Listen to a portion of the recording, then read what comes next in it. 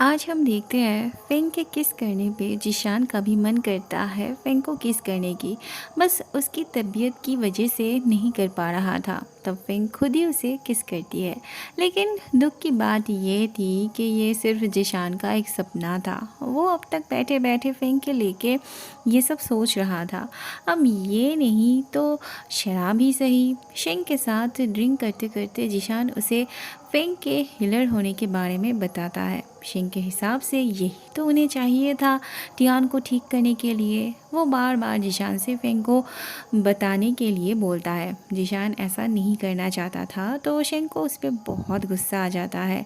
दोनों में इसी बात पे लड़ाई हो जाती है। कुछ देर बाद दोनों पी के टल्ली हो गए थे। ऐसे में फेंग आती है और उनकी बातें सुनती है। शेंग जिशान से कहता है फेंग को पैसे देके इस प्रॉब्लम को वो सॉल्व कर दे। इतना ही फेंग के लिए काफ़ी हो जाता है जिशान की सच्चाई जानने में। टियान तब बाहर आके फेंग का नाम पुकारती है। जिशान उसका नाम सुनते ही जल्दी से फेंग के पास दौड़ता है। वो कोशिश करता है फेंग को समझाने की, लेकिन फेंग को जितना समझना था उतना उसने समझ लिया था। जिशान को गलत समझ के वो चली जाती है।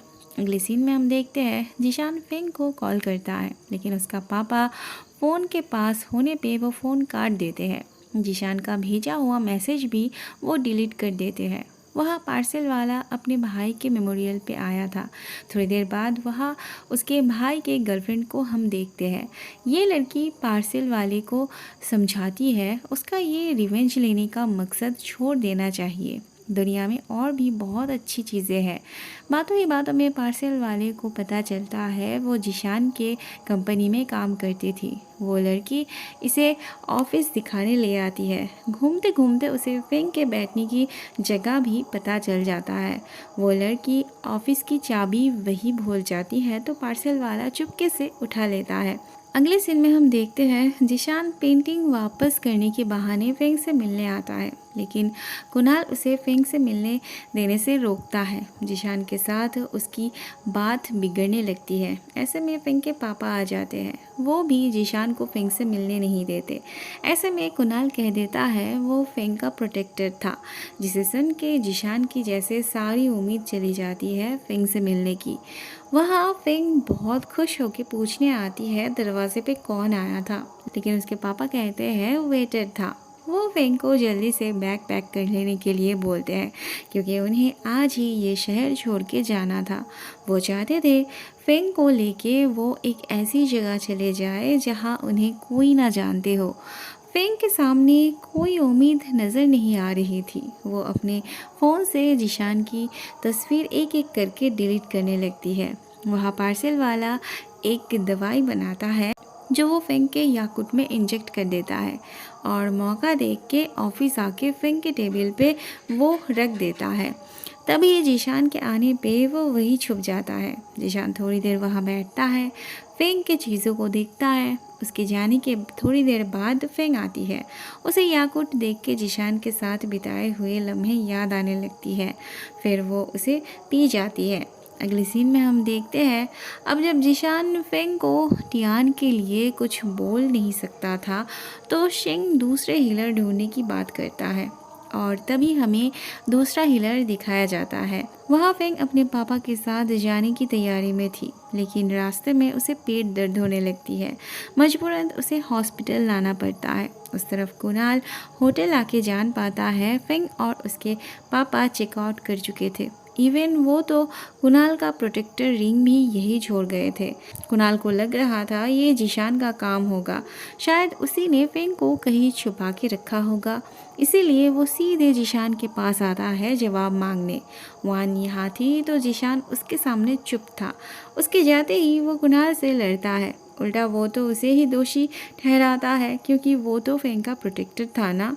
वह पार्सल वाला डॉक्टर बन के आया था। वो फेंग के पापा से कहता है फेंग का ठीक होने की चांस बहुत ही कम है, वो अपना मन बना ले। लेकिन अगले दिन ही फेंग को होश आ जाता है। उसका पापा ये देख बहुत निश्चिंत होते हैं। फिर डॉक्टर आते हैं चेकअप करने। फेंग को देखने के बाद वो सभी हैरान थे, क्योंकि जिसके ठीक होने की उम्मीद थोड़ा ही था वो एक ही रात में ठीक हो गई थी। उन्हें अंदाज़ा हो रहा था कि फेंग ने खुद ही अपने आप को ठीक किया। पार्सल वाला बाहर खड़े खड़े सुन रहा था। डॉक्टर से ये बात सुन के उसे बहुत गुस्सा आता है। अगले सीन में हम देखते हैं ये तीनों फेंग जहाँ रहती थी वहाँ के शेफ से मिलने आते हैं फेंग के बारे में जानने के लिए। ये भी बिना शर्त के कुछ बताना नहीं चाहता था। पहले वो उन्हें अपना खाना टेस्ट करने के लिए बोलता है। जिशान शेंग से करवाता है। कुणाल का कोई प्रॉक्सी नहीं था तो उसे ही टेस्ट करना पड़ता है। लेकिन इसके बाद जब जिशान फेंग के बारे में पूछता है तब ये बंदा कहता है फेंग का ही घर है, जब उसे आना होगा वो आ जाएगी। मतलब उसे कुछ भी नहीं पता था। जिशान को आ जाता है बहुत गुस्सा। ये दोनों तो चले जाते हैं। शेंग तब भी खाए जा रहा था। अगले सीन में हम देखते हैं फेंग इस बच्चे को छत के कोने में खड़े रहते देख उसे वहाँ से उतरने के लिए बोलती है। उस बच्चे को प्रॉब्लम थी तो उसके मॉम डैड उसे अपने साथ रखना नहीं चाहते थे। वो जो दूसरी हिलर हमने देखा था उसकी वजह से वो थोड़ा खुश रहता था और स्वस्थ भी। वो कुछ दिनों से आई नहीं थी तो उसका भी जीने का वजह जैसे चला गया था। फेंग तो उसे समझाती ही है, ऊपर से उसकी वो दीदी भी चली आती है। बाद में ये दोनों एक दूसरे से इंट्रोड्यूस करते हैं। दूसरे हिलर का नाम था शेनतोंग। ये दोनों आपस में हाथ मिलाते ही दोनों से ही ऊर्जा निकलती है। उसे छू के फेंग को लग रहा था वो उसे पहले से जानती थी। शेनतोंग बात को हंसी मजाक में उड़ा देती है। कुछ ही पल में दोनों इतने घुल मिल जाते हैं कि फेंग अपनी सारी बातें उसे बता देती है। वहाँ कुणाल जिशान के घर के बाहर जैसे पहरेदारी में लगा था। उसे लग रहा था फेंग को जिशान ने यहीं पे रखा होगा। थोड़ी देर बाद वहाँ टियान आती है। अगले सीन में हम देखते हैं फेंग को हॉस्पिटल से डिस्चार्ज मिल जाता है। जाने से पहले जिशान का और उसका फ़ोटो शेनतोंग इत्तेफाक से देख लेती है। शेनतोंग फेंग को उसके साथ रहने के लिए बोलती है। फेंग ज़रूर रहती अगर उसका पापा उसे यहाँ से ले जा नहीं रहे होते। थोड़ी देर बाद फेंग के पापा आते हैं उसे लेने। जाते वक्त वो दोनों उस बच्चे को प्यार करके जाते हैं। वह टियान को कुणाल के साथ गाड़ी में देख जिशान तुरंत उनके बीच टपक पड़ता है। दरअसल टियान को सपना आया था फेंग जिस हॉस्पिटल में थी वहाँ की। ये सुनते ही जिशान भागता है और कुणाल भी। फिर शेंग आके टियान के पास बैठता है। शेंग टियान को समझाता है कुणाल के बारे में वो सोचना बंद क्यों नहीं कर देती।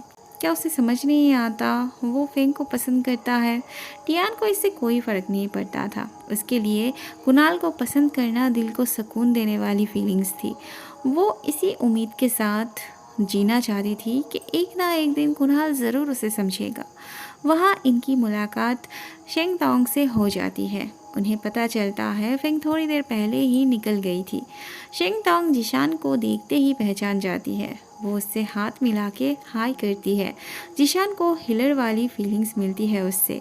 फ़िलहाल इन सब के लिए वक्त नहीं था उसके पास। अगले सीन में हम देखते हैं शेनतोंग जिशान को मैसेज करती है। मैसेज में उसने अपना एड्रेस और कब आना है टाइम दिया था क्योंकि तब फेंग आने वाली थी उसके पास।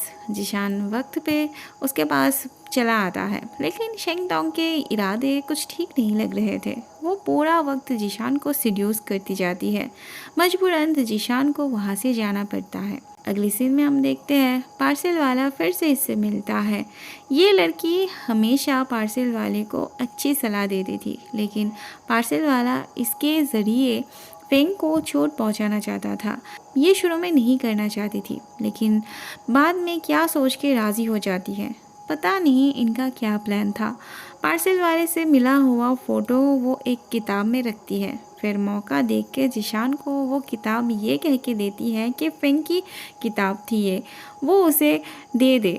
अगली सीन में हम देखते हैं फेंग दूसरी जगह जॉब के लिए इंटरव्यू देने आई थी लेकिन उसके एजुकेशन क्वालिफ़िकेशन को लेके मजाक उड़ाया जाता है। यहाँ तक कि वो जो इतनी बड़ी कंपनी छोड़ के आई थी इसके लिए भी उसके एबिलिटी पर सवाल किया जाता है। मतलब वो जानना चाहते थे ऐसी क्या स्पेशल टैलेंट्स थी उसमें जिस वजह से उस कंपनी ने उसे हायर किया था। उसके कैरेक्टर को बदनाम करने की कोशिश करते हैं। अब टैलेंट का तो पता नहीं लेकिन फेंग अच्छे से जानती थी उसे किस वजह से जिशान ने कंपनी में हायर किया था। इसीलिए वो अपने डिफेंस में कुछ भी बोल नहीं पा रही थी। ऐसे में वहाँ वान आती है फेंग को ये बोलने के लिए कि वो वापस ऑफिस ज्वाइन करे।